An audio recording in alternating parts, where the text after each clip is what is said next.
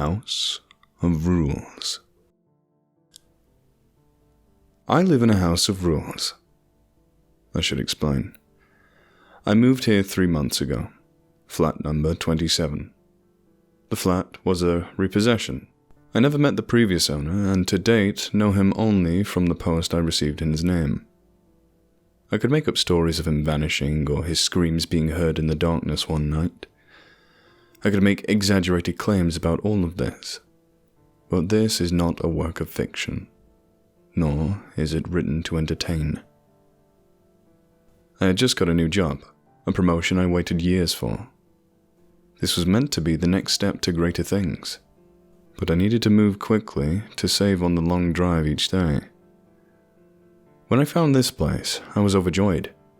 It was well located, within my price range, and, apart from being extremely run down and dirty, had so much potential. It's a duplex apartment with a guest room and a spare bathroom on the ground floor, and a dressing room and several storage rooms on the top floor. The purchase was a complicated one, due in part to poor record keeping and the loss of deeds and plans of the house. What should have taken a month from start to finish took 4 times as long. Because of the length of time, I took several viewings and each time was amazed by windows and cupboards that I could not recall from my previous visits. Rooms seemed bigger and lighter, more inviting. Even the estate agent was baffled that her property listing documents were constantly wrong. The neighbors in the block of flats are a strange lot. They don't talk. They keep to routines you can set a clock by. When I first moved in, I tried to invite them into a housewarming. So desperate was I to meet new people. Not one of them came. They get in at the same time every day and never leave the house. I never hear them moving around at night either. One of them, a nervous man from upstairs who constantly fidgets and glances around, apologized afterward. He explained his lack of attendance was simply that he wasn't allowed to. At the time, I presumed he meant his wife, but now I'm not so certain. As he was the only one I had gotten to know since the move, I did my best to become more friendly, and even felt like I was making headway. Then I made the mistake about asking about the previous owner, to which he made an awkward and short response before making his excuse. I have not seen or heard of him since. The rules, as I came to understand them, became apparent over time. The first was sleeping only in my bedroom. I only slept once in the lounge on purpose, dozing on the sofa until I woke up to my arm trapped between the sofa and the wall. A wall that was several feet away from the sofa when I closed my eyes a few hours earlier. I was overcome with a feeling, a very familiar feeling, that I was somewhere I shouldn't be. The feeling wouldn't leave me until I hurriedly stumbled up to my bed, where I only felt truly safe when I hid under the blankets like a scared child. I only fell asleep once more in the lounge after that, by accident. I was woken once again with a feeling that I should leave, that it would be unsafe to stay and that I should not be there.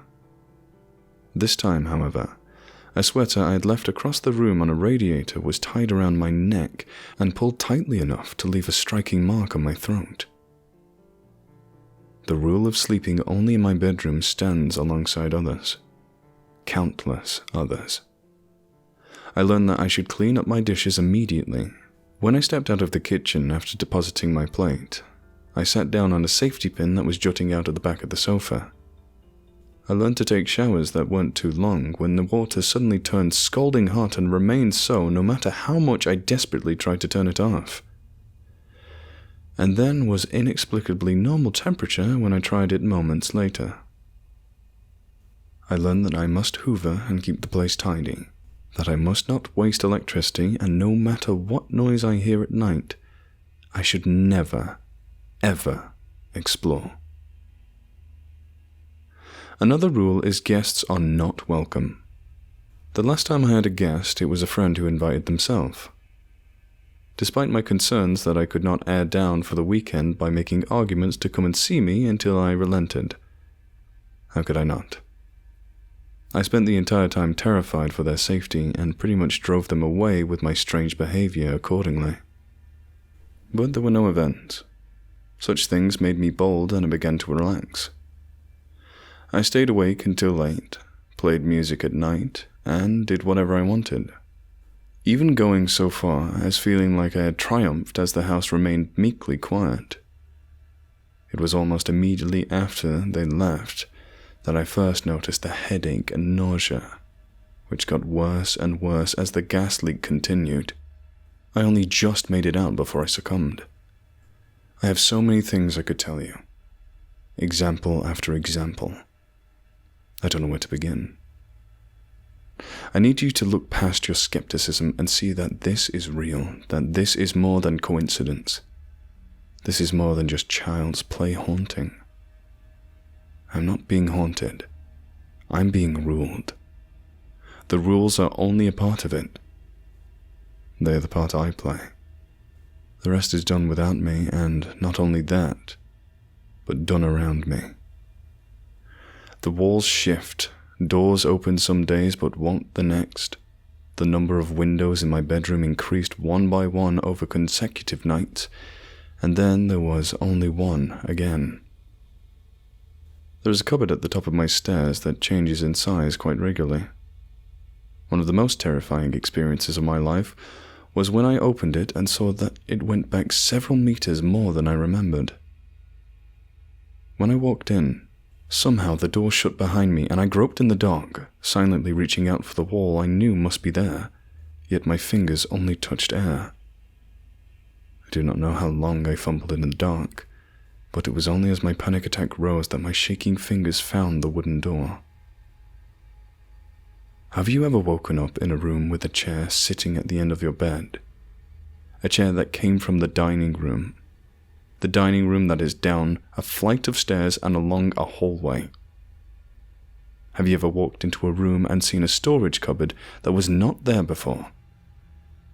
Have you ever observed more stairs on a staircase as you go down them than there was when you went up? Have you ever entered a room looking for something, and then when you gave up and left, realized an hour and a half had passed? I have lived all these things, and were I a better, more scientific man, I would have kept a running log of all of it. I would have found proof I needed to show the world I am not crazy, that this is real, that this is a nightmare I am living. 5 hours have passed since I sat down to write this, and when once I hope to prepare some lunch, and hope there are no drawing pins in my bread, like last week when I realized I haven't hoovered, instead, it is getting dark. I now live a life of routine just like my neighbors. I just turned off the music. No loud noises after dark is one of the rules. It is the one I hate the most because it makes me feel so alone. Lights left on in rooms that are empty, or too many in one room, are prone to fusing, or even shattering without warning, so I currently only have the glare of the screen, the television, and a lamp. Soon I should be going to bed. The doors that shut behind me as I head up to bed lock behind me, and I will wake up in a room with windows wherever they please, and doors that may or may not open to cupboards that can be as small or as big as each variation allows.